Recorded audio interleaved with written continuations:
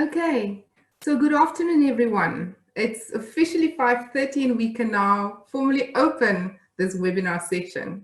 Um, it's a warm welcome from us here in a slightly chillier Anyamund. I'm Cindy Andrews. I'm the moderator for this session. For the official opening, I'm going to be handing over to Ms. Zenzi Avases, a fellow geologist with 15 years experience in the mining industry. And I'm proud to say she's also the president of Women in Mining Association Namibia. Zenzi, if you can open for us. Good afternoon, everybody. A warm Namibian good afternoon to everyone who's tuned in. I'm pleased to see from our list of registrants that we've got viewers and participation from all over the world right now, and as well as from Africa. Welcome to our maiden webinar. It's our first webinar, but most definitely not our last. The Women in Mining Association of Namibia, we decided to contribute to the global discussions on the challenges of COVID-19. So this webinar, I have to just put up front, has been sponsored by Vedanta Zinc International, as well as by AMBER, the Health and Safety Communication Platform. So with this webinar, we'll be focusing on the challenges currently experienced in the Namibian mining industry, and the various means of how these challenges are being addressed, as well as the way forward. We will also be addressing, in a nutshell, the economic impact COVID-19 had on our mining industry, how the small-scale miners were accommodated by the government through the stimulus packages, and how to remain visible and relevant as a woman in mining, as well as how to thrive in the mining sector as a woman in mining. Our moderator, Ms. Cindy Andrews, will, in a few minutes, introduce the panelists shortly. But please allow me to acknowledge the presence of the Deputy Minister of Mines and Energy, Honorable Cornelia Shilunga, on our panel. Honorable Shilunga is also our patron of the association. Also joining us and demonstrating our partnership with the industry is the CEO of Chamber of Mines of Namibia, Mr. Weston Malangu. And in true solidarity with the Women in Mining movement, please also allow me to acknowledge the presence of Breonna Libba from the Women in Mining South Africa. Victoria and Emerita are members of our association. A very special welcome to our panelists. So a little bit more about our association, the Women in Mining Association of Namibia, also known as WiMAN. And let's get it right, it's women, not WiMAN, okay? We got it. So we are a networking association aimed at spearheading the development and advancement of women within the mining industry as professionals and in terms of entrepreneurially.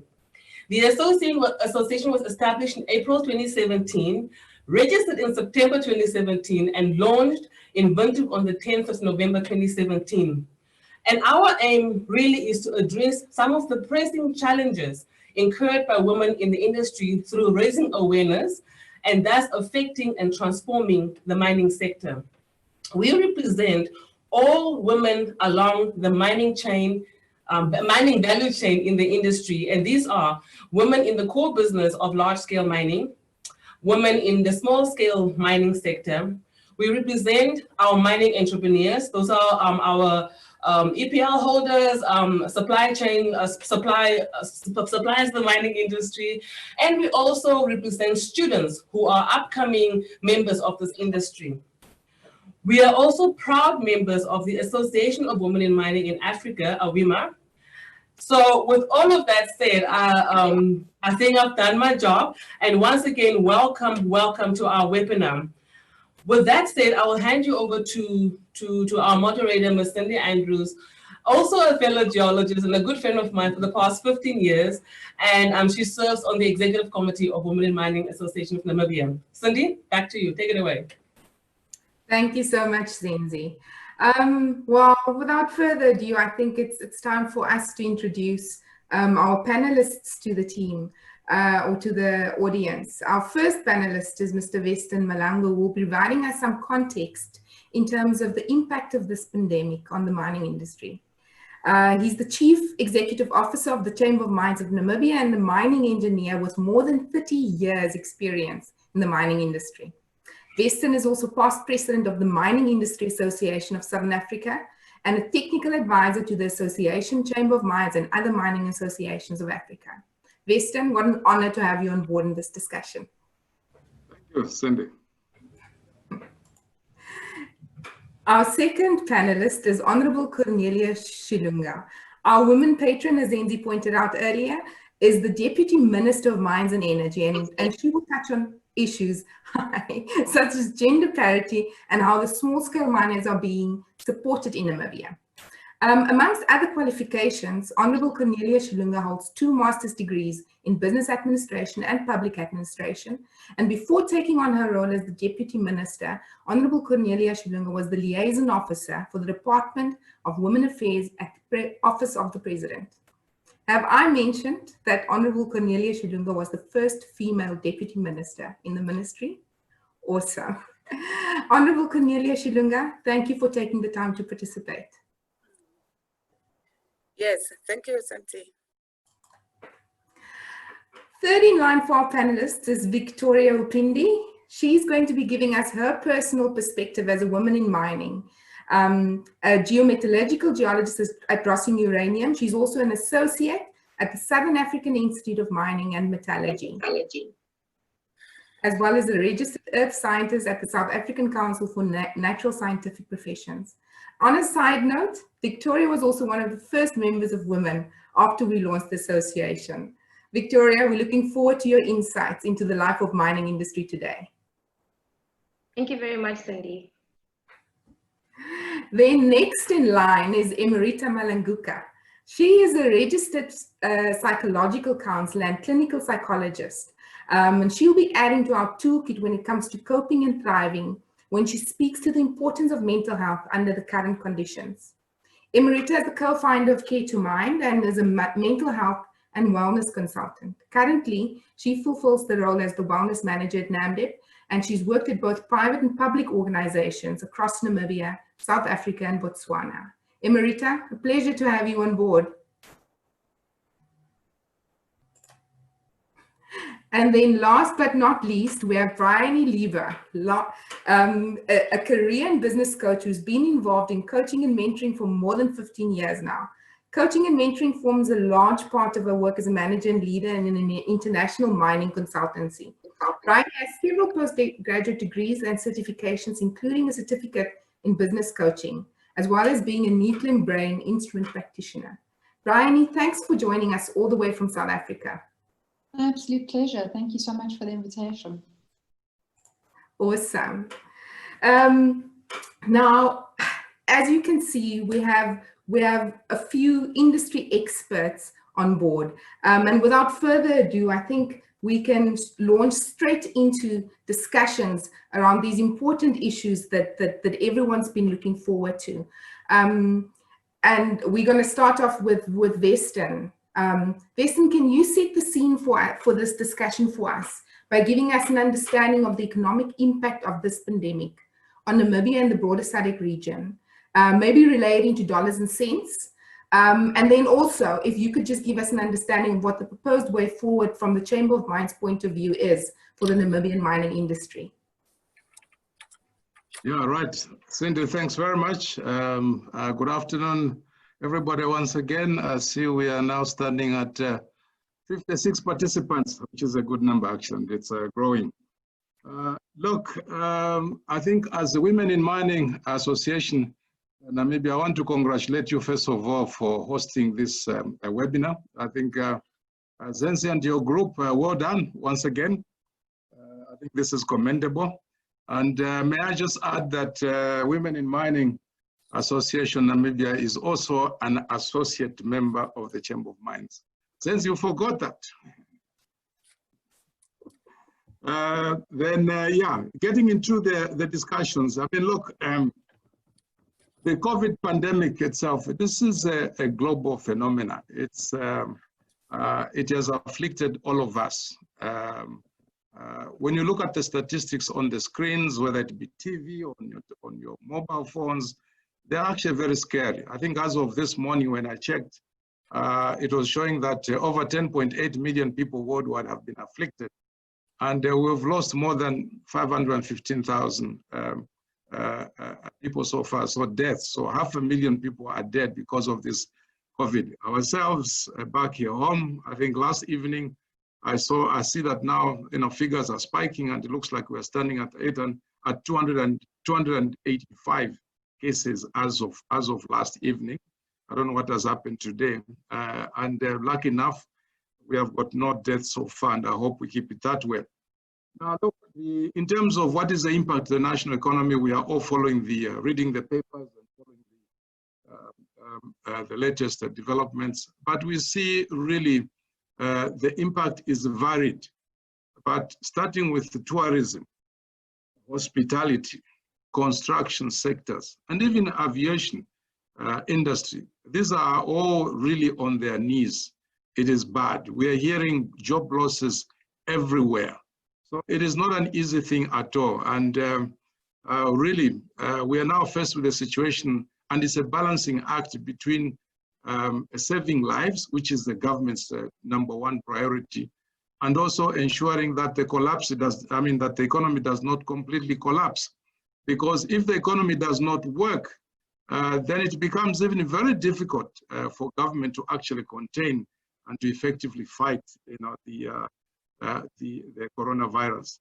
So specifically to mining, the impact has been foremost the collapse, the suppression of the commodity prices, because the demand was low. Because again, the global economy has slowed down. The global economy slows down, it means ourselves, especially as exporting economies, natural resources, minerals in this case, we suffer. The demand goes down. The only exception we've seen is that of gold. So gold is good news, but gold is different. Gold is unique. Why? It's because in times of a crisis, everybody runs to gold as a safe haven for investment, and that's the only reason. So we've got a windfall on gold. The prices are very high. I think this morning it was somewhere around 1,750, somewhere there per troy ounce, which is very, very good for us. So that is good news. We've seen disruptions of operations due to lockdown. Look, Cindy, Namdeb, you had, during the lockdown, the phase 1, you actually had to completely just shut the operations. We've seen that. And in some cases, we've seen, unfortunately, a classic case of Namibia lead and zinc, which has ended up in a suspension of operations altogether, going into care and maintenance. Why? Is that particular operation is because it was ramping up. It was trying to get the volumes and the production levels, climbing up. And then COVID comes in. And then the impact of COVID, prices go down to below the break-even price. And then the COVID measures themselves, particularly the social distancing, became very challenging to comply. The mine had no alternative but to go on care and maintenance, which is, and we've lost there. 129 people have lost their jobs, which is very sad. Third point is we are seeing is a mining supply chain disruptions. That has been a global phenomena again, because as mining companies, we rely heavily on inputs, mining inputs, consumables, spare parts, explosives, name it, acid, name it. We rely on that. And then you've got a situation whereby, particularly for mining spares and some other inputs, manufacturing plants are not working. Manufacturing industries, particularly in China, they were closed under lockdowns. And even in South Africa, we had a situation here whereby I think that is Komatsu, yeah. Komatsu, which is the local supplier of parts and services, they rely heavily on the manufacturing capacity in Gauteng, in South Africa. And most of our companies were actually relying and getting very low on stocks of spares. It became a big concern.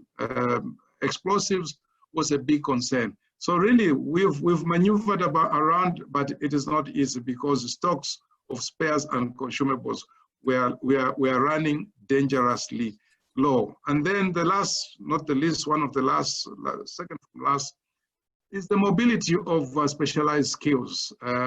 Our industry is such because it's high tech. Many cases we have situations where you've got specialized technologies or pieces of equipment. If it goes down, we'll have to import people to come and fix that.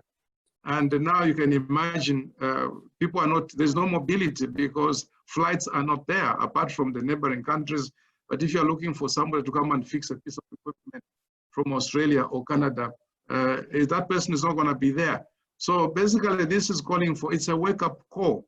I think what has happened with what COVID-19 has done to us, the economies and life worldwide and ourselves, I would like to believe that there will be positive things coming out of this as a wake-up call, because life will never be the same and we just have to change the way we do things. And the last point I wanted to mention, if you look at the export of minerals to international markets, I think bulk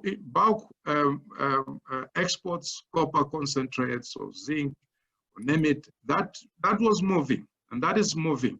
But when it comes to precious metals, which has got to be flown, then it's a problem. So we do not, when you talk of precious minerals such as diamonds and others, you've got to fly this, and the flights are not moving. So you find we had lots of difficulties. Gold is the same thing. We've got to fly, and you've got difficulties. In fact, talking about perhaps for Namibia specifically, not much issues, but on the African continent, the issue of flying gold was a big issue, because has been a big issue because our colleagues, particularly in West Africa, they are relying so much in refineries, gold refineries in Switzerland, which is a pity because that goes tantamount to and flies into the face of the Africa mining vision. So we are supposed to really integrate and use the existing, or make sure that we've got investments into manufacturing capacity.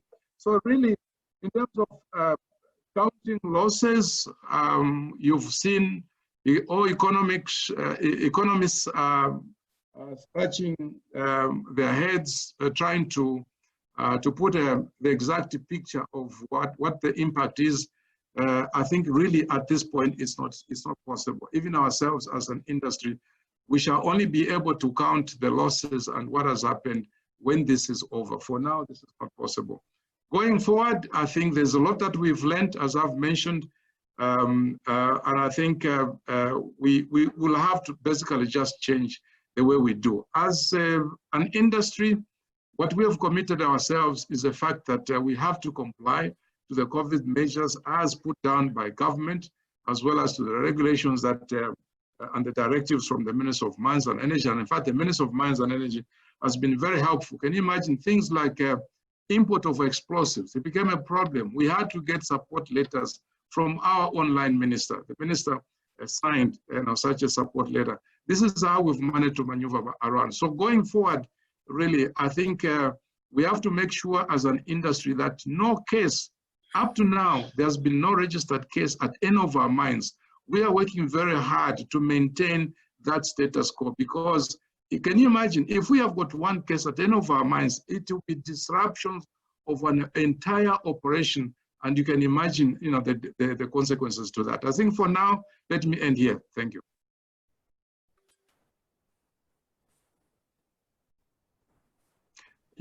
Cindy, yeah.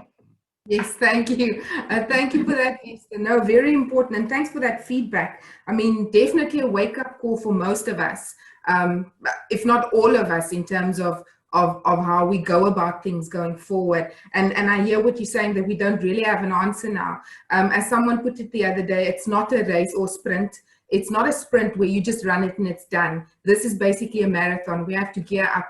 We have to actually now use this opportunity to know how to be ready for the next time something like this falls upon us.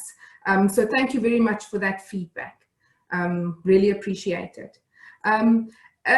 Honorable Shilunga, it's well known that as an entrepreneur yourself, you have a vested interest in the economic empowerment of small and medium entrepreneurs. Can you provide some insight into how the small-scale miners are accommodated in the government stimulus package? and what's been put in place with regards to the health and safety measures for the small-scale miners to combat the spread of this pandemic? Thank you very much, Ms. Andrews. Let me also join Mr. Malango in congratulating the Women in Mining Association of Namibia. This is quite a very important platform for us to engage, to be able to contribute to the discussion of the world. COVID-19 raises so many questions, whether it is in the short term or in a longer term.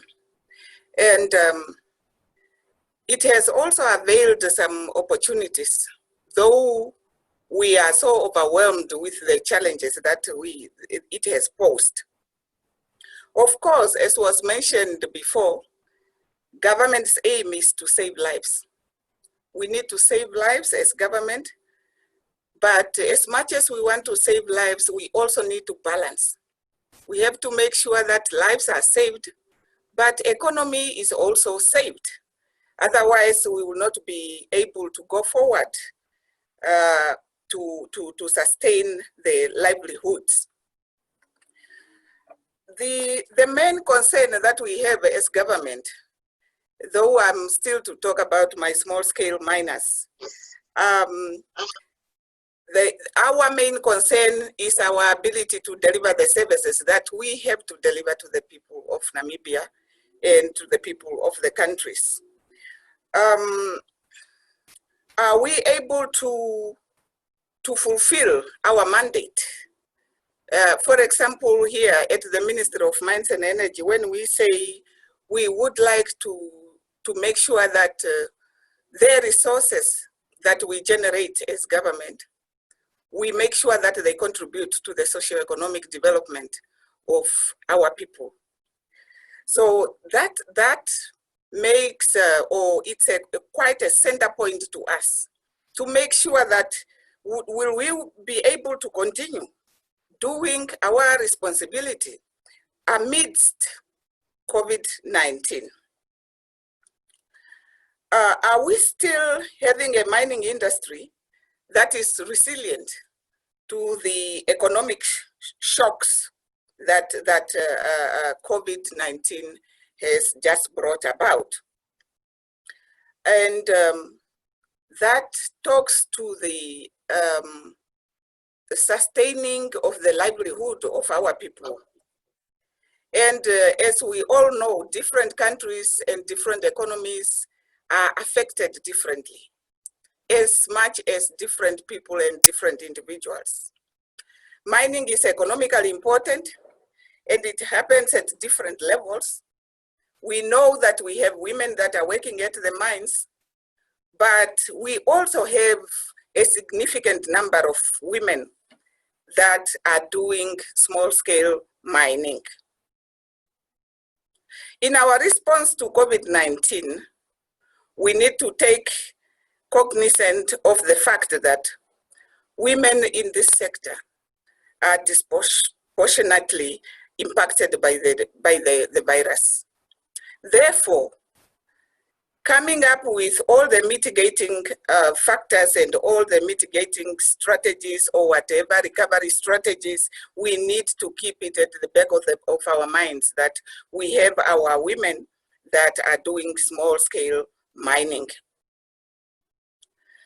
Small-scale mining is a source of income to the poor and to the vulnerable communities, including our women. Women under normal circumstances, they already face more than enough challenges. But now, under this condition, now with the outbreak of the pandemic, the situation is quite devastating. Now, to curb the spread of the virus, measures were introduced by us as government so that we contain the virus and so that it does not spread to a number of people. Now, coming up with these measures, And as I have mentioned that women are already facing more than enough challenges, this has become another burden to the women. Women are now exposed to health and safety issues, more especially also when it comes to gender-based violence. These measures of lockdowns, quarantines, isolations, you know, they have our interest. They are here to protect us. But as much as they are protecting us, they are also exposing us as women. And women have now become threatened by such situations. For example, with the lockdown, you have to stay at home. You are no more going to work. And if you are not going to work, it also means some other things. Because if we are saying some mines are scaling down, and that effect can easily spill over to the small miners, it only means losing your job and also losing your livelihood, which is devastating, as I have already mentioned. With the school closures, it also means women have now to stay at home, mostly having this, going back to a primary responsibility of taking care of the kids at home. Making sure also that you attend to the housing costs, and also to make sure that you attend to the children as they do their school work. Some of them that are privileged are able to access online education, so you have to be there as a woman to provide supervision and to make sure that the children are doing their school work. And then the other thing, we are also affected when it comes to schoolwork, because there are those that cannot afford to have the gadgets that you need, to have the network that you need to be able to make sure that your children, even if they are at home, they continue with their education. So some of the women are left helpless, and we know most of our households are women-headed households, and or single-headed households, headed by the single mothers, and some are headed by old women.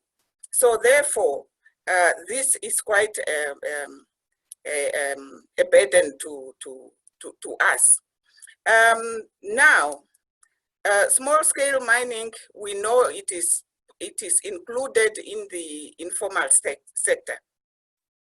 Mitigating now the effects of COVID-19, the government of the Republic of Namibia has introduced an economic stimulus and relief package worth 8.1 billion Namibian dollars, and that was made or was initiated to address the urgent need of the health sector, and also to curb the negative impact of COVID-19 on the economy, on the jobs that are getting lost, and also to support the livelihoods at the household level.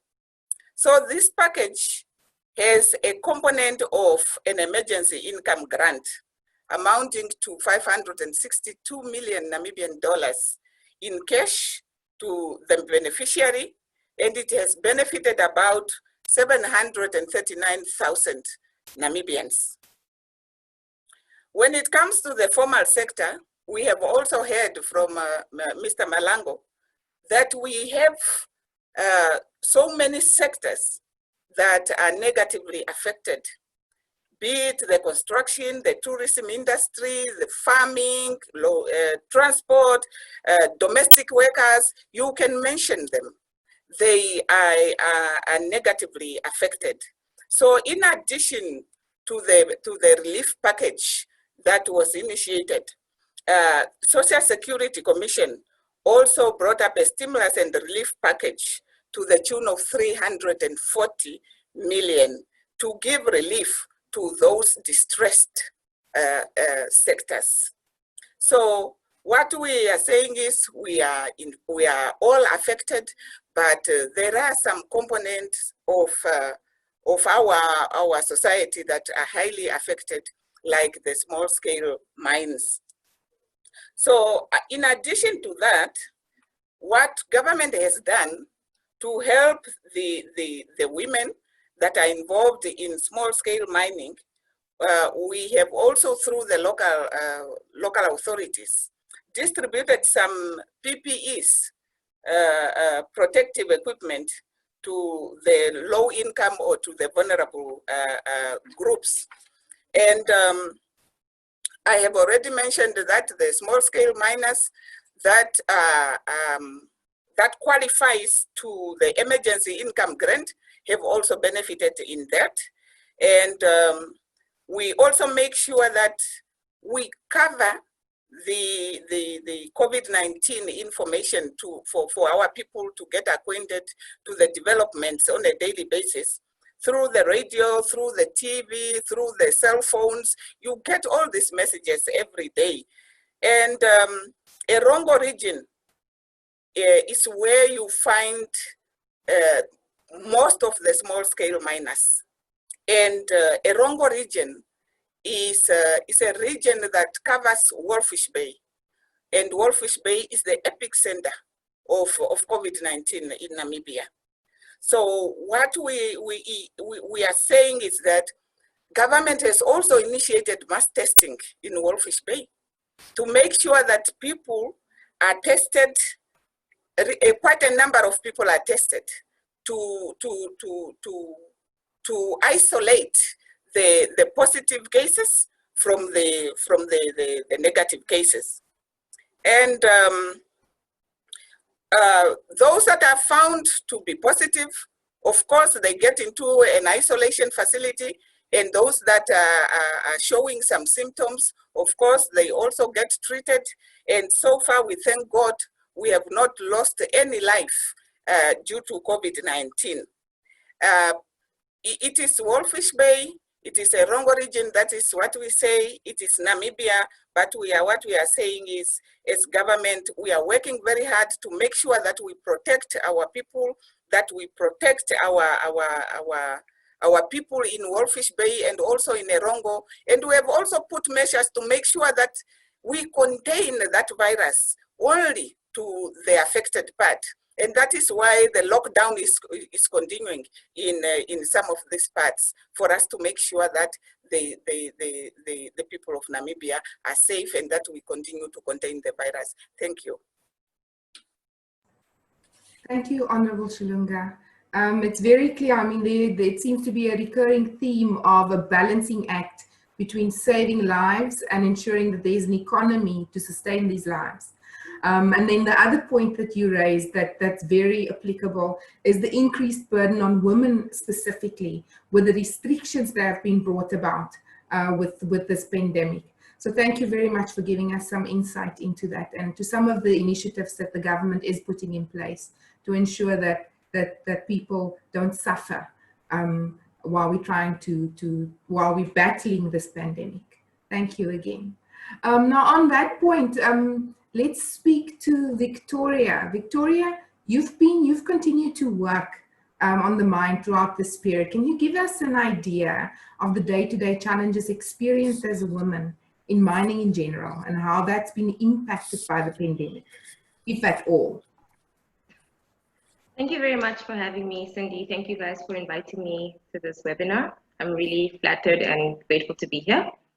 Being in a technical role within the mining industry, but not one that actually requires me to consistently be physically on site, has put me in a position where I can work from home many days. I think it's been very important to be not only aware of the privilege that this is, that I'm able to work from home, but also have an understanding that not everyone who does work in mining is able to have this opportunity.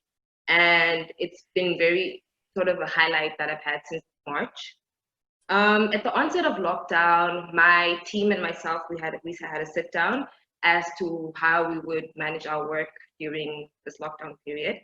And then I think once government sort of declared mining as an essential service, we changed it up a bit. But overall, The schedule we created was to decide who would be on site when, and when you needed to be physically on site, and when you could work from home, with the primary influencer of the schedule being that your deliverables, your monthly deliverables, your weekly deliverables were delivered on time, your KPIs.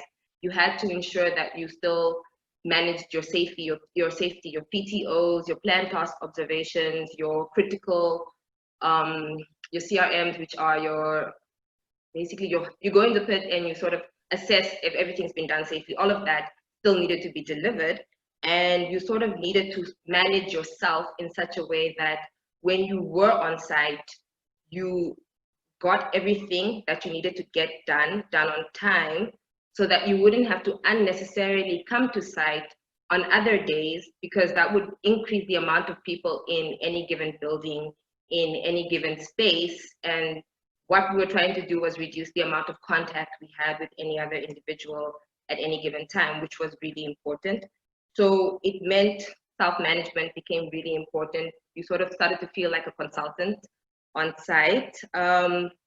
I do have colleagues who highlighted the fact that balancing the duties required of you as a parent at home with the children not going to school and having your workload stay the same, or in some cases actually increase, was sort of very difficult for them. They had to find that during the day, between the morning and the afternoon, they taught their children everything that they needed to learn in terms of what the school sent over. And then in the evening, that's when they worked on their reports, or they, assessed the data that came in throughout the day. Being very aware of how COVID-19 affects every individual, but also understanding that certain individuals do have weaker immune systems. They do have respiratory issues, and they do have small children at home that they are worried about. And myself, I don't have children. So I think understanding how each person responds to the threat of COVID-19, and understanding that some people might be more afraid to come to work, to come to site, and having this entire balance between colleagues who are willing to come in and those who say, I am absolutely not willing to come in. You needed to just understand that people respond to fear differently and be very, very cognizant of that. There have been key team members that have worked nonstop during lockdown, and I do tip my hat off to those ones, because as these individuals, they couldn't work from home. They're not the ones who sit behind a computer. They're the ones who are in the pit. They do the drilling, they do the blasting, they do the actual mining, they do the processing, they fix the machinery. All of these individuals are the reason why the companies that could stay open, or the companies that, continue to not necessarily thrive, but survive during this very, very difficult time, have been able to meet their bottom line. It is because of these individuals who sort of understood that no matter what happens in the world economy, a company is there to make profit, and balancing the company's need to protect you as an individual, but also understanding that the company at the end of the day does need to make money for you to earn your full salary has been very important. I do know that there are some colleagues of mine, some not necessarily direct colleagues, but friends and colleagues in the industry who have been retrenched during this time. That has been emotionally very nerve-wracking, because it sort of brings back the message that the mining industry is quite susceptible to market influences. I've had friends who've had their salaries cut, and that also sort of makes you really aware of just how sensitive you are to any influence that happens. In terms of the changes that have come about because of COVID, I mean, there is, starting from the morning when you get on the bus, you are tested with a thermometer. Before that, we were given by the company our own thermometers to test ourselves at home, as well as masks. Like, we were given enough masks to get through this period. And then as you get on the bus in the morning, your temperature is checked. You write your name on a registry, which means we do contact tracing every single day. You do have the non-negotiable mask. You have to wear a mask, and I think it's really important to respect everyone else and just wear your mask when you are in a public space. There is limited contact with other people when you get to site. So you don't really interact with other people as you get off the bus. You go to your office, and meetings are limited to a certain number of people, with most meetings held on Teams and Zoom. And I know that's been quite a change. But other than that, there have been positives and there have been negatives during this time. And most of the conversations I've had have sort of just highlighted that these are the times we're living in, and we need to mentally adjust ourselves to the new physical changes that have to take place and ensure that we survive this as a nation, as a company, as a team. Thank you very much for that input, Vicky. It leads nicely into our next section, which is mental health. But you touched on the fact that the threat of COVID, it's one of those things that different people deal with so differently. And we need to be aware of that. We need to be aware that people's level of fear and anxiety is different. And they're entitled to that. But then at the same time, we need to be able to start to deal with it as well. It makes me think of the analogy of it's we're in the same storm, but we're in different boats. And I think Honorable Shilinga also touched on it. Different people have different environments, different abilities, different support systems. And so how do we cope with that? So before I hand over to Emerita, I just want to remind our attendees as well that we do have a question and answer area that you can click on and submit a question while the discussion is ongoing. So I see that there's nothing in there right now, and I'd really appreciate our attendees if you can submit questions to us so that we can try and field some of them towards the end. And also those ones that we don't get to during this discussion, we will offline through our social media address them as well. So feel comfortable that we will get to your questions if you submit them to us. On this note, Emerita, I'm going to hand over to you. Can you maybe just take us through, I mean, we touched on it, mental health is definitely one of the buzzwords of late, and along with the importance of maintaining mental health specifically related to these abrupt changes that's been brought about by COVID-19. What are your thoughts on this? Hi, Cindy. Hi, everybody. Before I get started and answer that question, Cindy, or just rather just speak about it, I'd like to give a really massive thank you to WiMAN, Women in Mining Association of Namibia, for this amazing opportunity to, just have a chat, get to meet everybody and, share opinions. This is such a great platform. And I think it seems slightly different. COVID times, we're doing webinars, we're not doing conferences anymore, but I really appreciate this opportunity. Thanks, Cindy, and thank you. It's so many big names in the house. Honorable Shilunga, Brioni, Mr. Veston Malango, really good to finally meet you, put a face to a name. So I'm quite new to the mining industry, but I think, like you said, buzzwords. So I think the conversation starts right there. When you consider buzzwords, it's likely to be one of those things that's carried onto a cliche sort of thing. Mental health this, mental health that. But I think there's a lot that gets missed. There's a lot missing in the conversation. And it's a day-to-day thing. It's a second to second. It's a minute to minute. Your mental health, it's a vital part of your being. It's a huge element of being human. And it's something that I think we swept under the rug, or we just are very uncomfortable to actually face.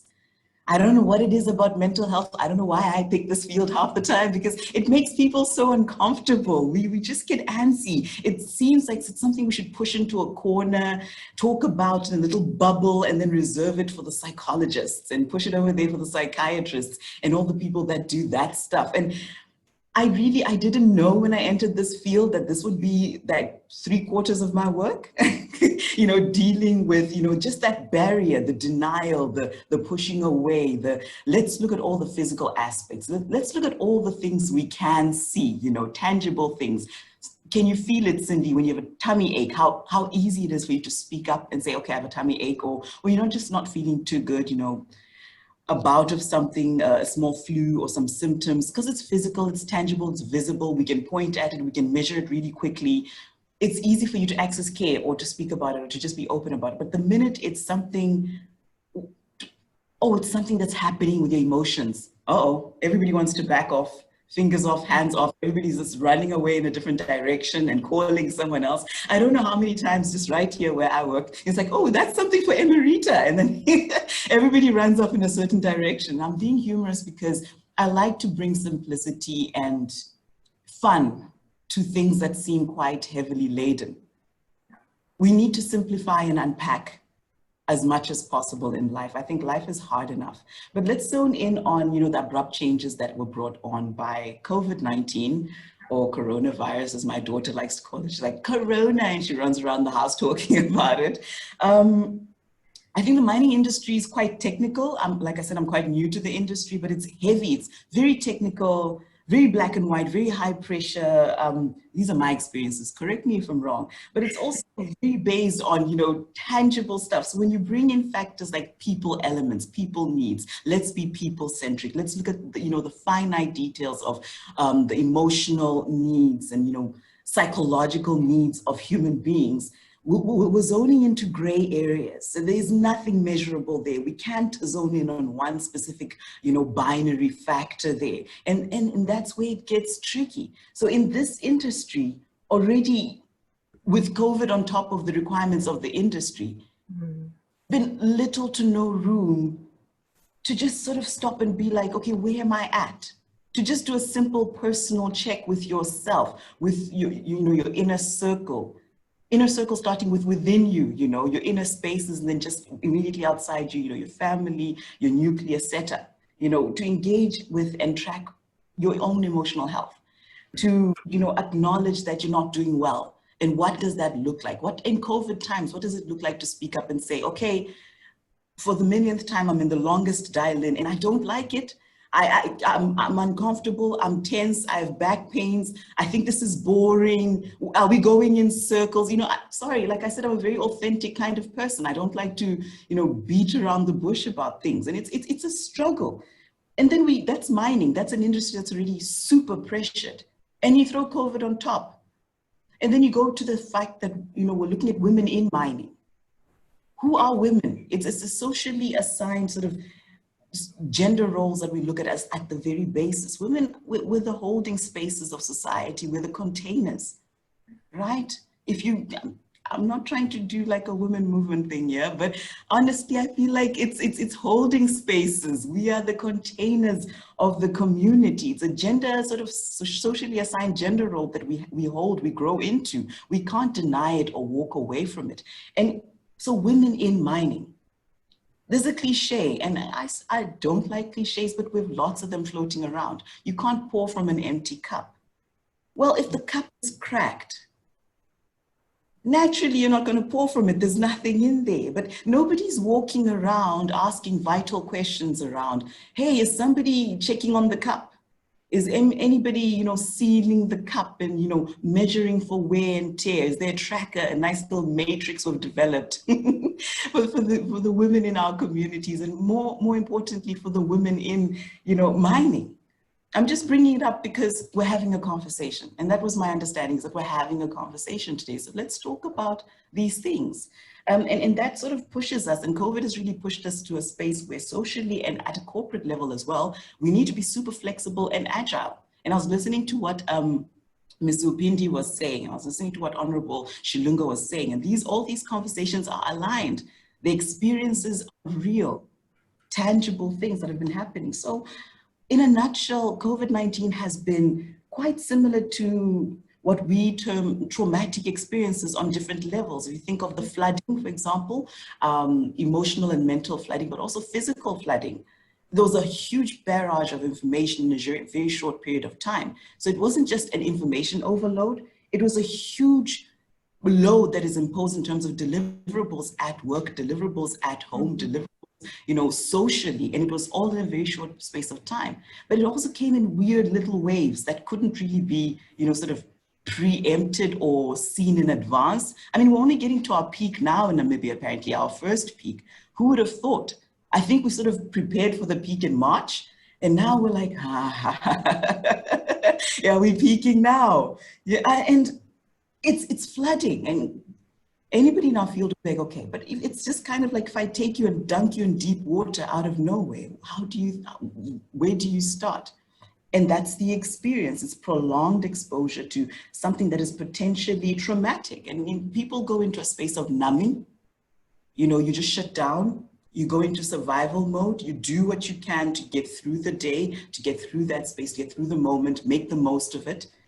But there's also a sense of hypervigilance, which also falls in the, you know, the space of trauma, because we're hyper alert and hypersensitive to any new information, to anything that is variant to what we think we know now. And we don't know what to hold on to. And it goes against our survival instincts. It goes against, you know, the essence of humanity. And I'm sorry to say, but we're built to resist or deny or circumvent things as much as possible because change is uncomfortable, especially when it introduces itself like this. This is something that I think a lot of people want to write about, you know, document, journal for years to come. So I think, yeah, that was quite long, but I was trying to keep it short. But I think that's pretty much it. It's been flooding. It's been quite hectic. No, wow, thanks, Emerita. And I think it's echoing what we've been experiencing with this. It's what you said is there's this culture of shying away from admitting that I'm struggling.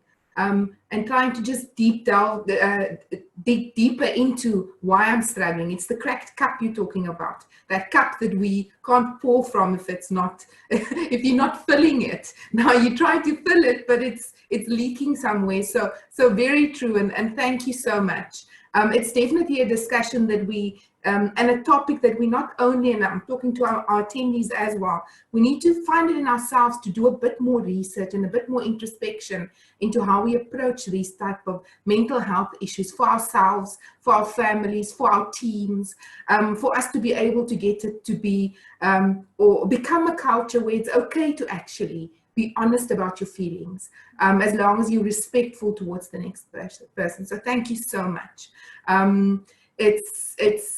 I think we were talking about coping and thriving. So coping for now, yes, and potentially thriving going forward. So thank you for that, Emerita. With that, Bryony, I'm going to go on to you. I mean, in these challenging times, many organizations have gone into survival mode, and Emerita also referred to it now. But things like cash preservation, budget cuts are being implemented. So keeping this in mind, how do we take control of our own development to ensure that we remain relevant and visible in this new normal, which will be, and it will become more competitive. Emerita, you said it's phase one, so it's the next phase is coming. How do we go about that? It's such a lovely question, Sandy, and thank you for the opportunity to be here to speak to this question. You know, the first thing I want to say is that COVID has triggered something that was coming anyway. We were moving into this fourth industrial revolution, but we're dragging our feet because there was no real trigger to jump all in. And then all of a sudden, COVID said, you will stay at home. And if you want to work and if you want to engage with the world and with your friends and family and keep your kids in education, you're going to have to go online. And all of a sudden, everything that we're doing has made us be online and visible and connected, and it's different for everybody. So there are some people who haven't been able to connect with the world because they don't have access to the technology. And there are some people who have been able to. So the first thing I want to say is that to remain resilient and relevant and go beyond surviving and thriving in this new normal, whatever it's going to look like after COVID, it requires us to show up.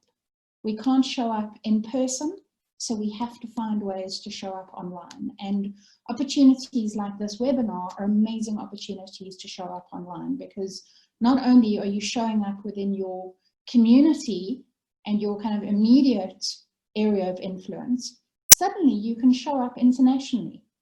And suddenly you can create a brand for yourself across boundaries that you never even would have considered before. So I think that's the one thing, is if you can, get online, be online, and show up there, and position yourself as somebody for people to know. We always used to say, and in my day, we used to say, it's not what you know, it's who you know. Now we're saying, it's not who you know, it's who knows you. And you have to be standing up and going, hi, this is who I am. This is what I want to be known for. This is how I can serve you. This is how I can bring knowledge to the forefront and stand up and show you that I'm an expert at what I do at the level at which I'm at. Whether you have 3 months experience or 3 years or 30 years is actually irrelevant. You're an expert at where you are right there.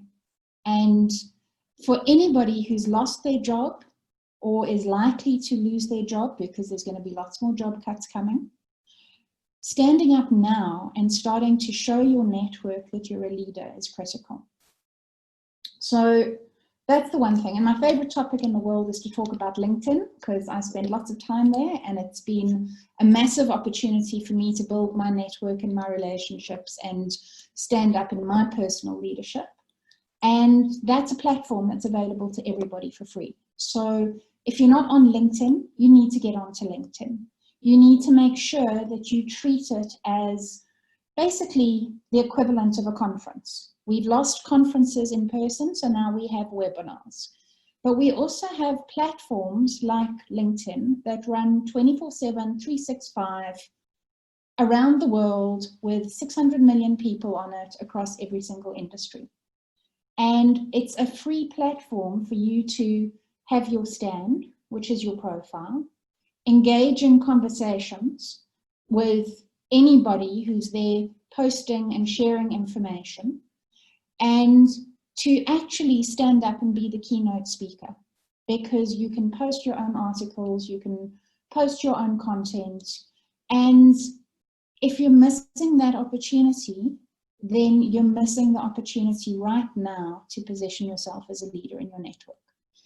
Lots of people say to me, but that's going to take hours and hours and hours. I don't have hours. I've got all these other things to do. If you invest 15 minutes 4 times a week, that's an hour a week. That's 4 hours. I mean, yeah, that's an hour a week. That's 4 hours a month. By the time you've been doing that consistently for a year, you've invested a lot of time in networking and positioning yourself. And 15 minutes, you're not even going to realize in a day. Whereas when you go to a conference and you invest 3 days or 3 or 4 days at a conference, it's a big ask. And often you come away with less from a conference than you would if you consistently spend a little bit of time every day networking and serving your relationships and feeding into your networks.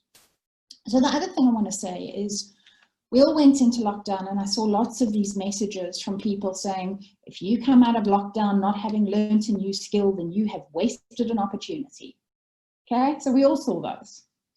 And then we started kind of experiencing the emotional kind of, the anxiety and the panic and the fear of suddenly we don't know what this COVID lockdown is like. We're suddenly we've had all of our control taken away from us. Our lives have changed.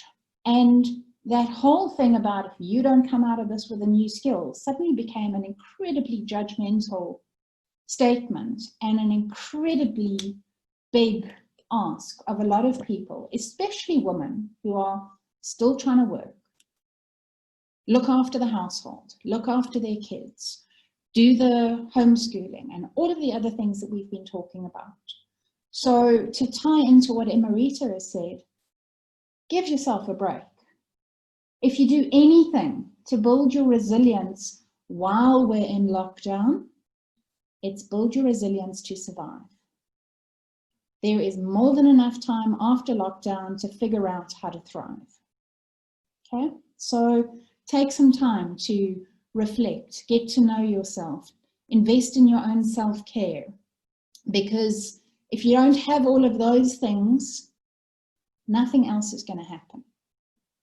That said, if you are somebody who has been retrenched and you have time on your hands, now is a beautiful opportunity to be developing in your professional development.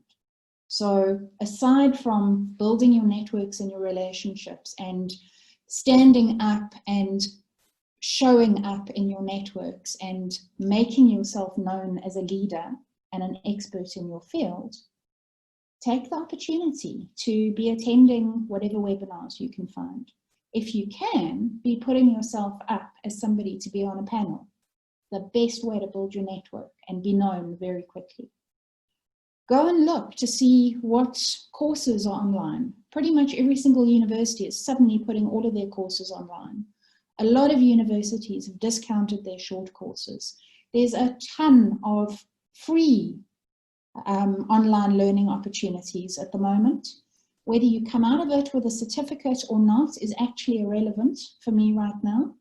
Come out of it with having learnt a new skill, if you can. And connect what you learn to the competencies that are becoming more and more relevant.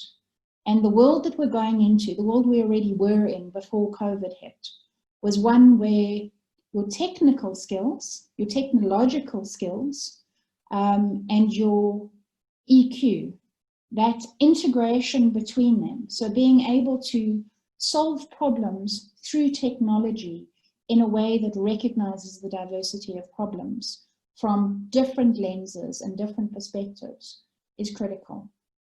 And if you can be focusing your energies there, then you are winning. But first and foremost, survive before you start thriving. We've all got different levels of needs at the moment, and as has been said, we're all in different boats. So figure out what boat you're in and have a strategy that's appropriate to that boat. I think that's all I have to say on that topic, although I'd love to speak for hours. Thank you so much. And I think we can listen to you for hours.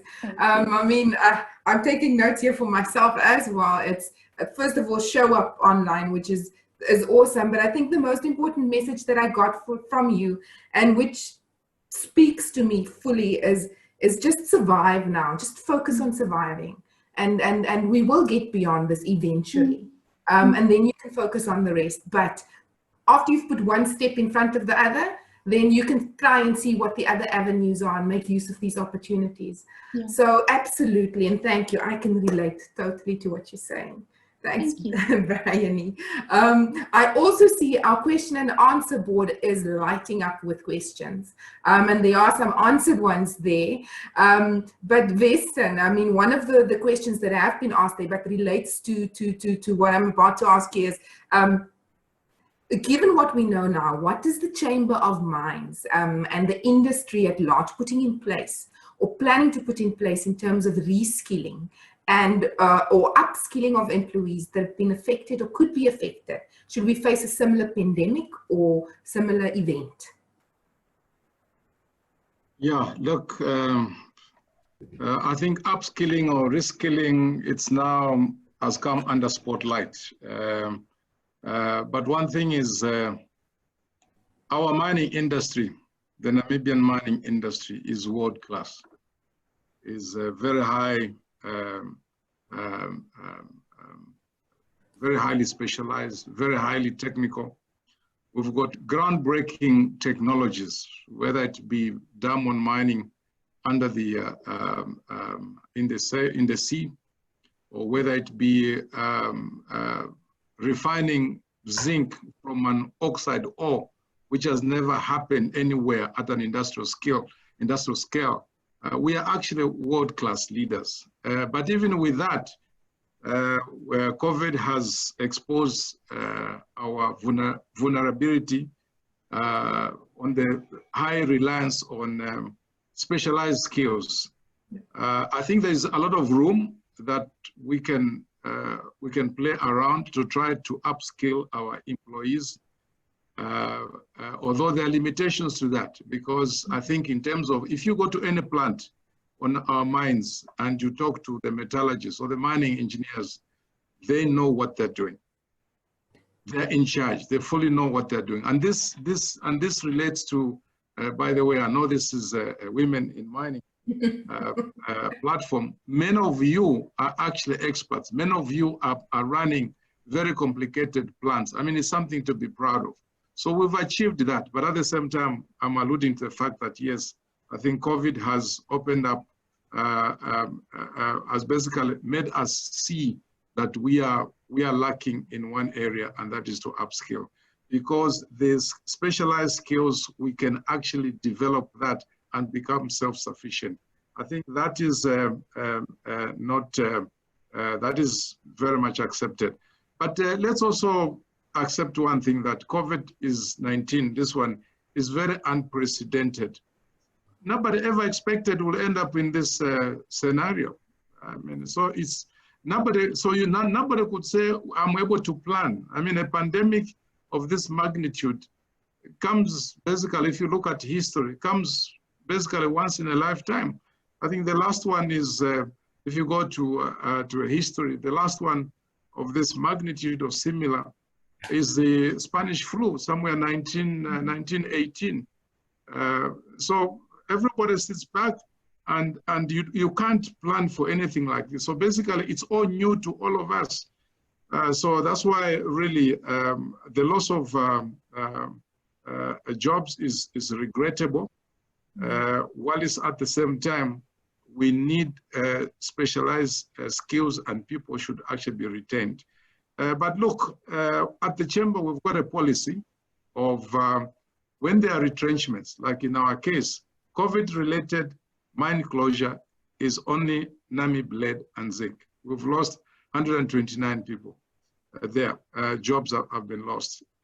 We've got a policy whereby if there are retrenchments at any of our operation, then we do circulate the details of those retrenched, the affected employees, to the rest of the industry, with the hope of seeing to it that perhaps some of the employees are actually absorbed. We've already done that in the case of now Namib, lead, and zinc. This happened barely last week, where all the details of everybody who has been retrenched at Namib, lead, and zinc, we've circulated that to everybody, the rest of the mines.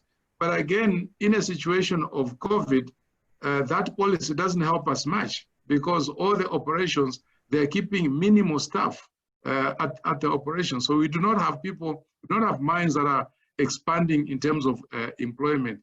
If anything, people are actually keeping minimal. So, and we are working with the new normal. A lot of our staff are working from home. So you find this policy is not really, doesn't help us in a situation like this. So that really, at the end of the day, it is actually having specialized skills to build that capacity. In terms of going forward, and what is it that can take care of or address the issues that we've seen?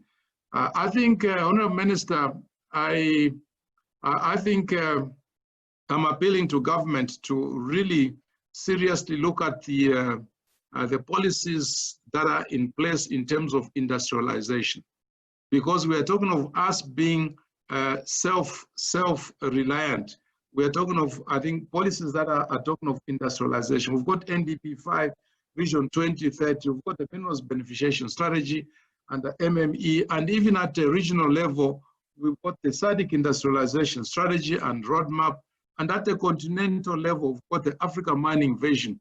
I think the issue here is that integration of mining, so that we talk of, we build the manufacturing capacity of mining inputs, And at the same time, really, we then look at the value addition, and with all that industrialization, we create more jobs. Because I think the issue here is also other jobs are more vulnerable than mining jobs. And we've seen, as we've alluded to, tourism, construction, aviation, they are more vulnerable than mining. So mining, everything is relative. I think mining is basically holding the economy and trying to revive the economy going forward. So I think the real issue here is, can we implement all the policies that are talking of supporting industrialization?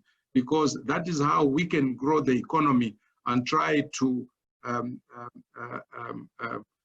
safeguard the economy from total collapse. And going forward, I think the mining is committed. The other thing, my last point, Honourable Minister, you talked of small-scale miners, and I noticed that our small-scale miners, because we are predominantly gemstones, our small-scale miners, and they have lost a market because tourists are not coming. Their only market is tourists, the large part of it, and tourists are not coming, so they have lost that. What is it that we can do? I think you elaborated that very well. But I think going forward, COVID is a reality until a new vaccine is found. So we've got to work under that realm. The only thing we can do is really comply, and the industry, I think, has shown commitment to comply with government regulations so that we really fight this pandemic and we do not allow the further spread of this. And with that, I'm proud from the Chamber of Mines to note that the mining industry has been supporting government in the fight against COVID-19, and we have so far donated funding in kind, support in kind and cash to the tune of 74.6 million Namibian dollars. So really, the fight against the transmission of COVID must be won. We've got no other alternative. I think that's my response and also concluding remarks to that. Thank you, Cindy. Thank you so much, Weston, and really taking that to heart.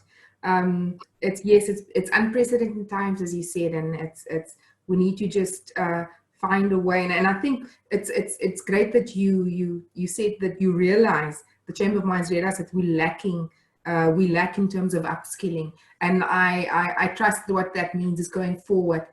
That is something that you, as the Chamber of Mines, would definitely be looking at. So thank you so much for that. To my fellow panelists and our attendees, like I said, I see a lot of questions and answers coming through, and I'm also very aware that we are slightly running down. It's been such a great discussion.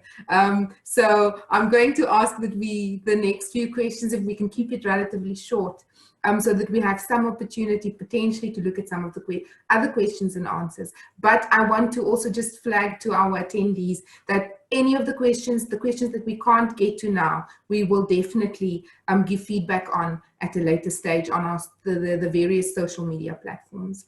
Now that said, Honourable Shilunga, given recent efforts to consolidate the minerals policy in the Chamber of Mines Charter, many has stated that both documents lack gender-specific measures to increase women's participation. And it's been described as both and both of them has been described as gender unresponsive. If you can share your thoughts on that with us, please.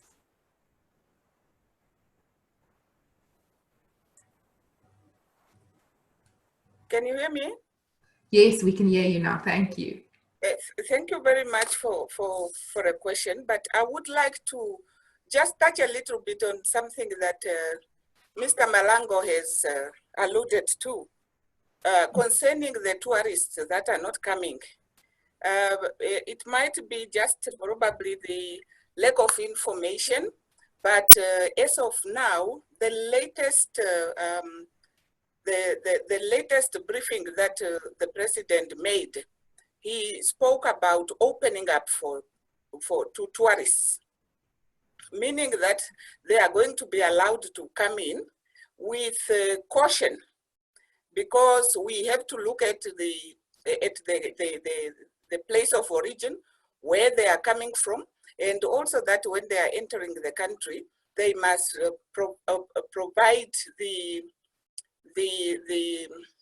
negative result to COVID. So that is being attended to. Getting now to the question, I think probably you did not mean to talk about mineral policy, but rather maybe Minerals Act. Yes, that is being is still under discussion. People say it's work in progress. It's still in a draft form.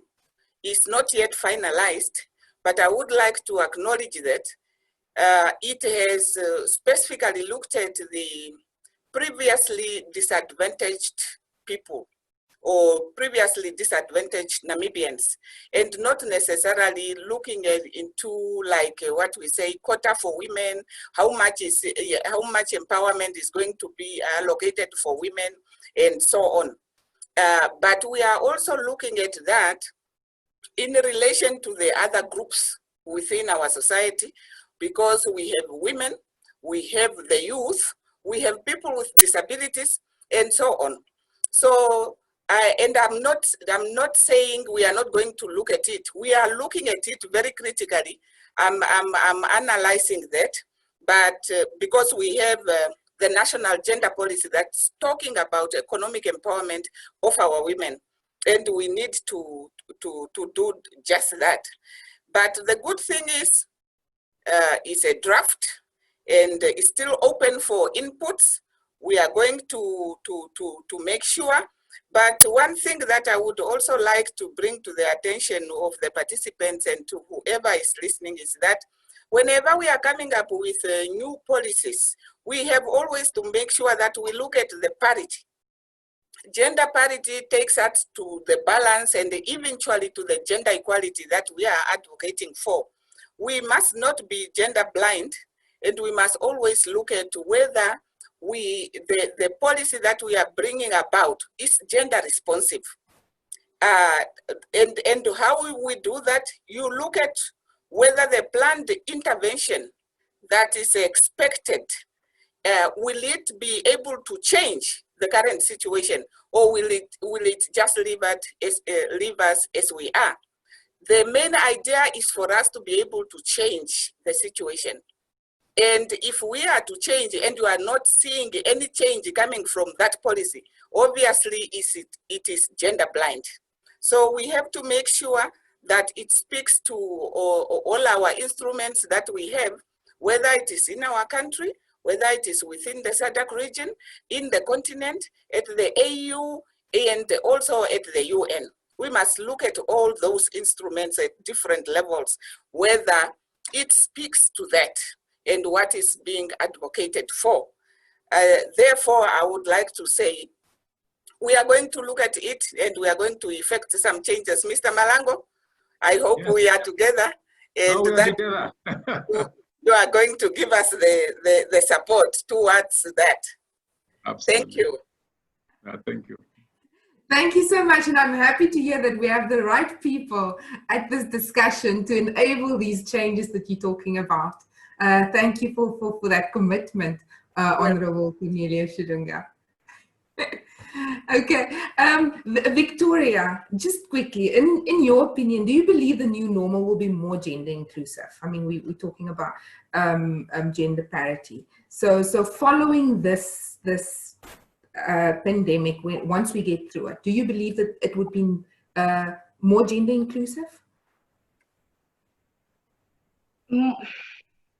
Not to sound iffy, but I think if we do allow certain aspects of what we consider the new normal to continue, it has the potential to become more gender inclusive. This means the fact that people can work from home, if they are allowed to have that sort of flexi time schedule, that means that more people can choose to work from home on a Tuesday and a Thursday, and as long as they get their work done, at the end of the day, that does create a more gender inclusive, less, working late when you don't need to, being unable, typical gender roles where ladies have to come home, prepare a meal.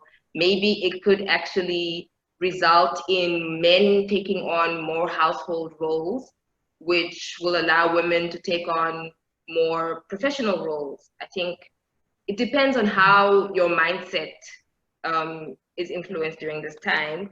I think as well as managing your team, this is probably one of the, I'm currently being managed by a woman, and having been managed by a woman and having been managed by a man, and the understanding of each person, I mean, of each individual to certain issues you might have to deal with in the workplace is different based on either gender and as well as life experiences.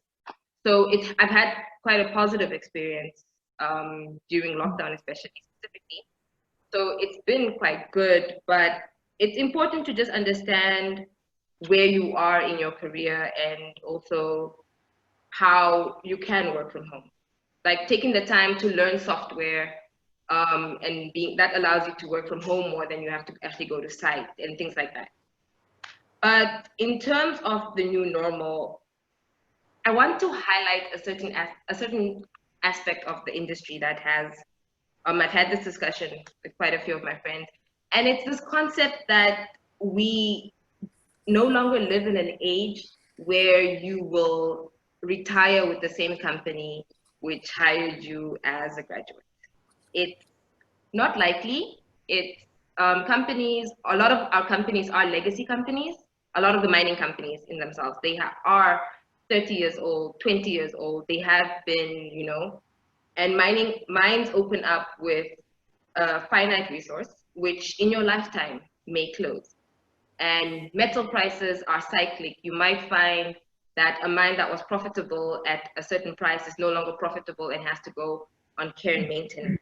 And we need to sort of go into the industry with this in mind and understand that COVID just sort of exposed us to what a lot of people have already said, that it's a very price sensitive industry. It seems like, luckily in Namibia, our politics is stable. We don't have a lot of major policy changes that, you know, rock the industry and, you know, pull investors out. So we are in a very healthy position in terms of the mining industry. But still, we need to sort of be aware that during this time, it's also important for mining companies to continue to do exploration work. And I know it's difficult because you want to cut down the budget and save where you can, and exploration always seems like one of those places where you can sort of cut spending. But for new mines to open, you have to conduct exploration. And that's just the bottom line, and that's the only way you can go about it. But in terms of any other aspect of safety and health, there are small issues where some buildings across the country, no specific mine is going to be mentioned, but some buildings do only have one bathroom for ladies or one changing room for ladies. And it's a historical legacy because historically, there weren't a lot of ladies on the mine, or there were no ladies who were in that position that needed that changing room. And it's important to sort of just become aware of this and understand that you can't just have a single toilet for, just because there's 5 ladies doesn't mean that they're not going to be on site at the same time. You have to sort of have enough ablution facilities for all the ladies. And maybe just to end off, the cost of PPE, I think that is an issue because now with COVID, the price of PPE has gone up, and it sort of put mining companies in a very precarious position in the fact that their bottom line, their finances, have to sort of account for the more expensive PPE so that they can ensure their teams are kept safe. And that puts them in a very fragile position, but also people need to realize that, you know, PPE can't be reused. And it sort of brings home the fact that we sort of, as a nation, need to start producing some of these things within the country so that we don't find ourselves in a similar position. Thanks so much, Victoria. I mean, I hear what you're saying. There are some real challenges that have been brought about by the situation that we're in. And I trust that you and our panelists and the rest of the attendees, the only way for us to deal with this going forward is if we are vocal in addressing these, highlighting and addressing it. So we need to take action in terms of these things and bring it to the right level of attention for it to be addressed. But thank you so much. To Emerita and Bryony, we almost out of time. So but I do want to get you. Can I ask 1 minute? If you can give me feedback in 1 minute. So just the headlines, please. Emerita, in line with preserving overall well-being. Now, I did some social media stalking, and I saw that you kind of advocate a specific philosophy. So can you just enlighten us in 1 minute about what that is? Cindy, I don't know how to respond. You confess that you stalked me on social media, and then you quickly tell me that I've got, what, 59 seconds to address this? Very funny. Good one. Good one. But yeah, okay, just to quickly get into it.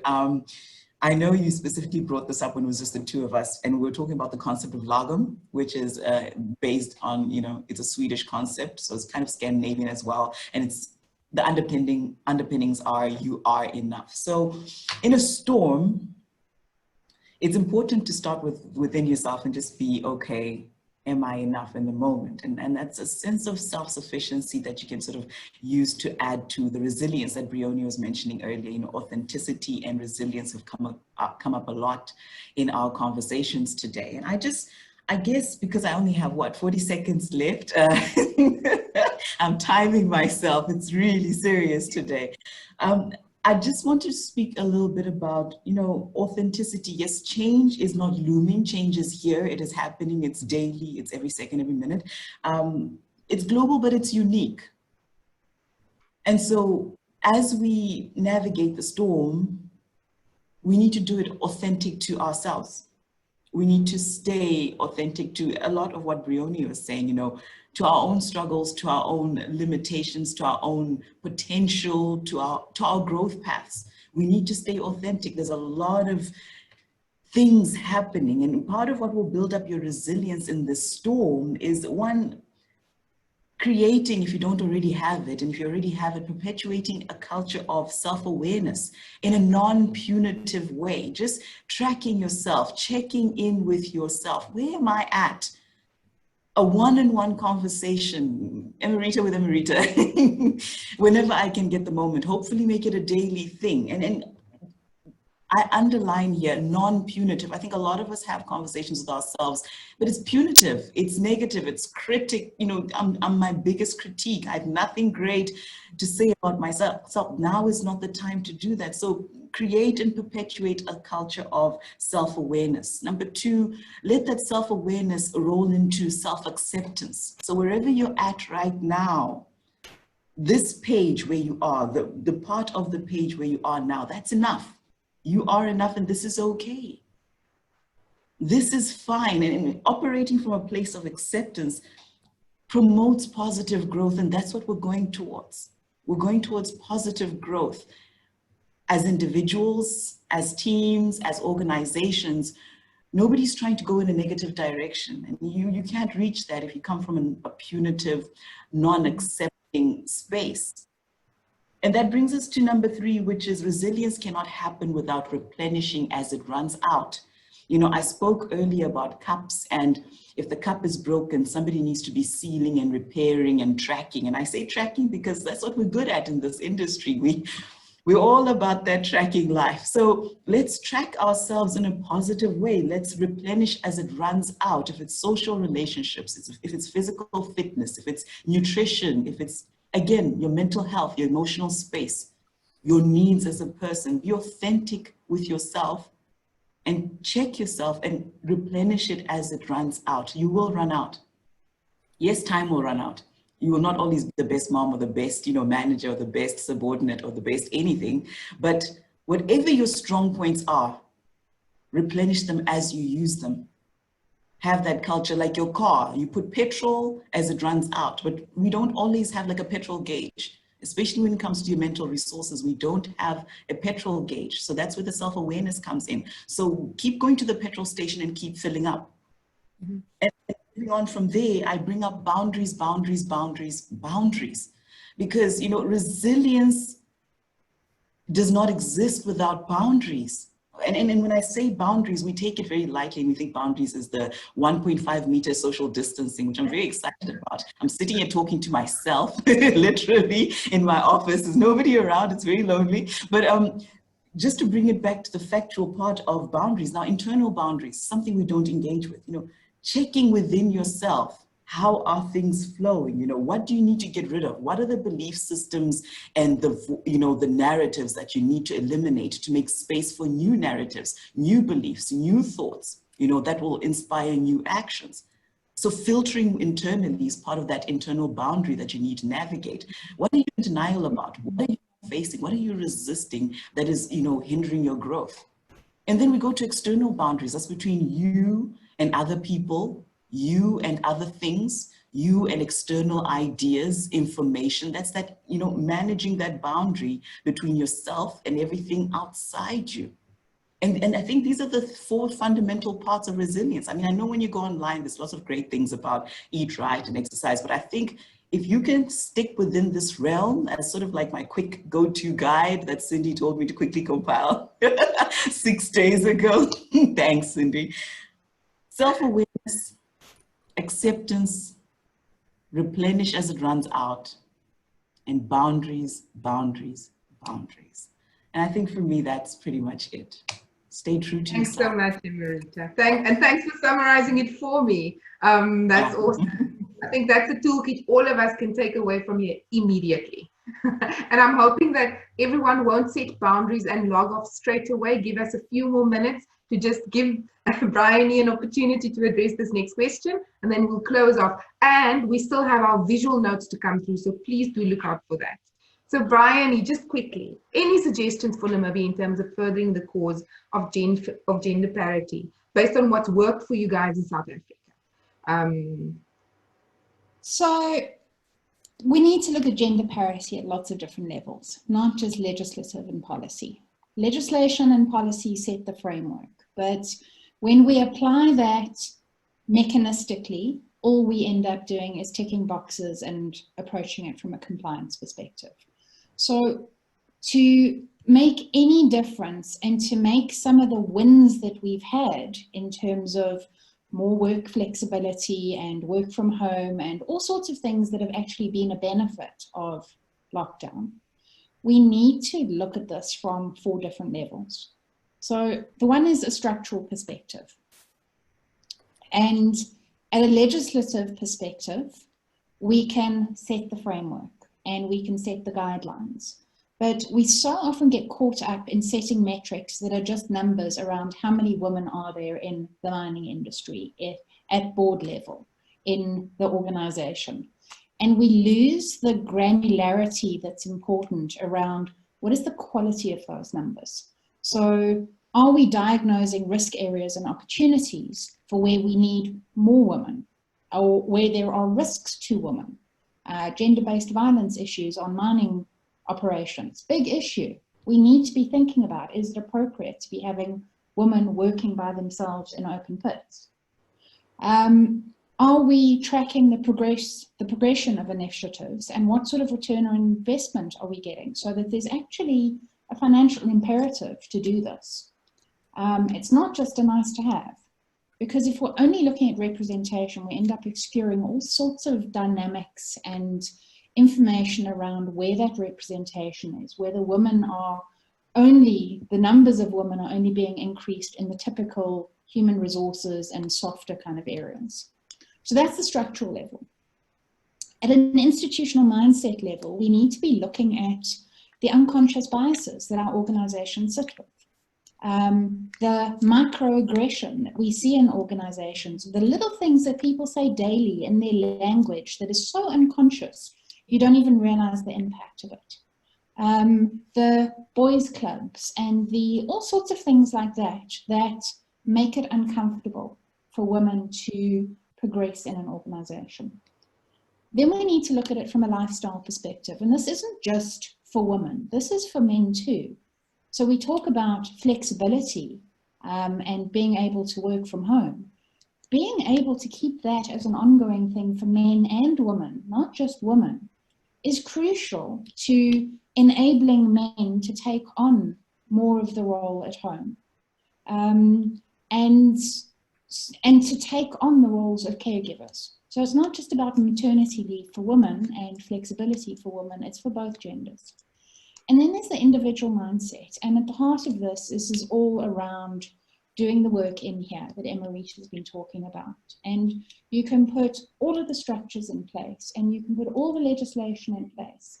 But if internally your mindset is of, I'm not enough, I'm lacking, I don't have the confidence, I don't know how to stand up, I don't know how to advocate for myself, I'm not good enough for this, I'm not supposed to be here, none of the other things are going to matter.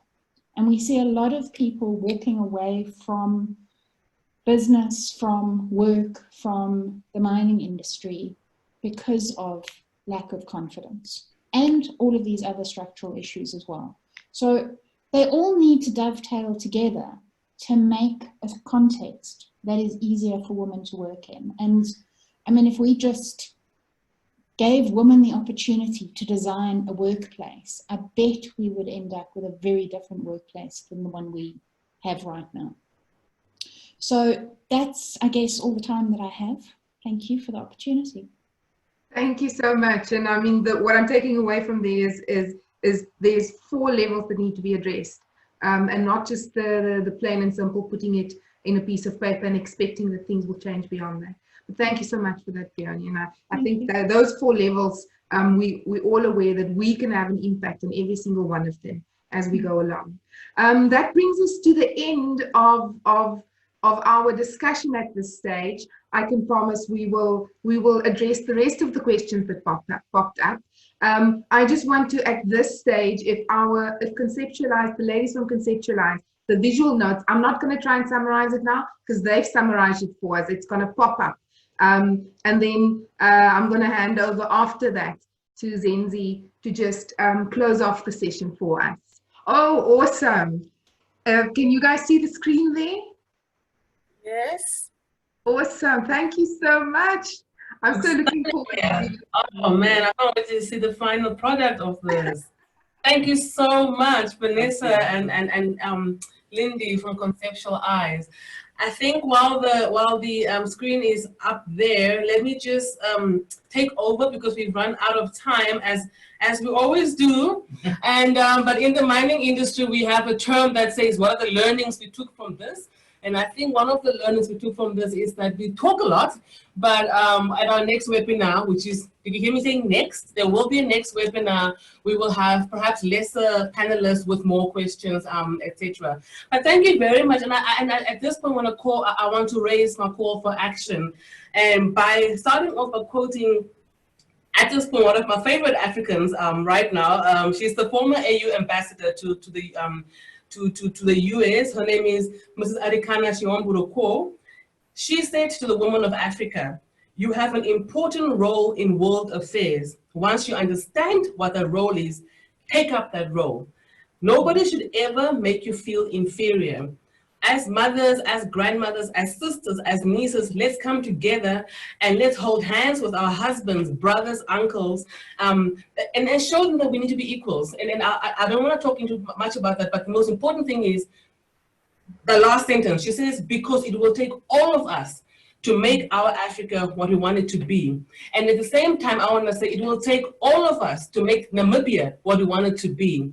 And at that point, I was so pleased to see in the participants. And if you saw me being on my computer, I was looking on all our participants and trying to answer some questions. But I was so pleased to see the number of males who joined us in on this webinar. What do we need from the participants? I thought I was lonely. No, Mr. You have joined.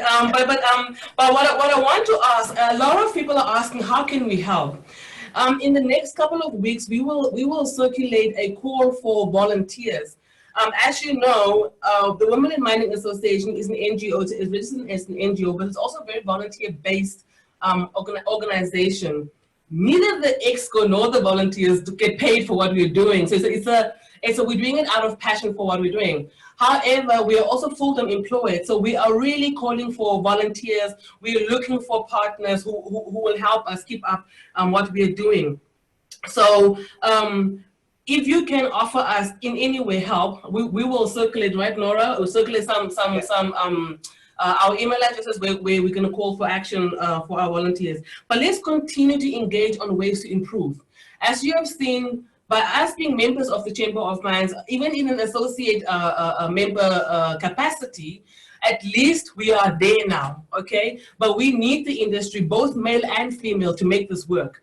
I'm just so glad that at least the perception is changing, that we are not here to cause ruckus. We actually want to make the industry much better.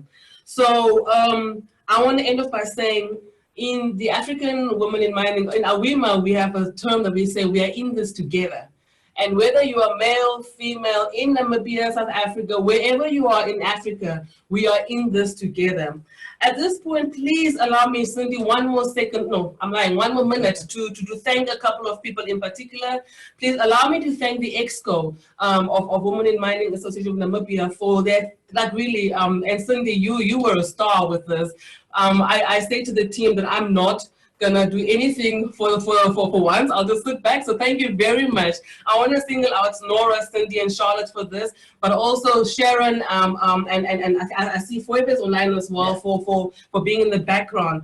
A special thank you to Dionne Hesselman, who is responsible for all the graphics that you're seeing, as well as the social media that's been running. This young lady is an exploration geologist, but she will still come back from the field to push some women in mining activities.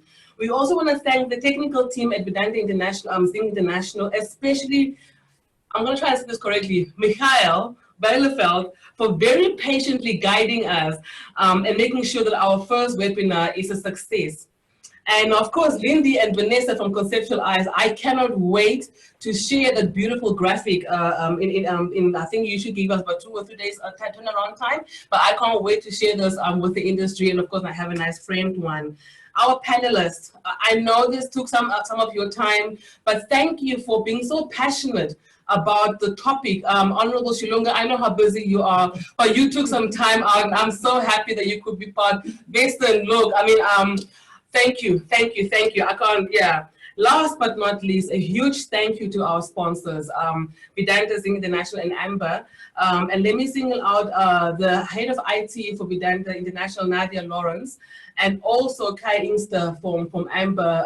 Without you, this wouldn't have been a reality.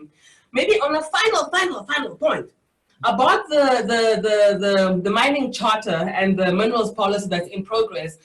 We would just want to assure our members that we were very pleased to hear that it's still a work in progress, because we are busy drafting a response to contribute to this very important document. Thank you. Thank you. Very good. Thank you. And a big thank you to our participants. It was great seeing that most of you remained online throughout the session. Panelists, you kept them intrigued. Thank you so much. Safe drive home to everyone. Bye. Thank you. Thank you. Thanks so much. Take care. Bye. Thank you, everybody, and do have a lovely evening.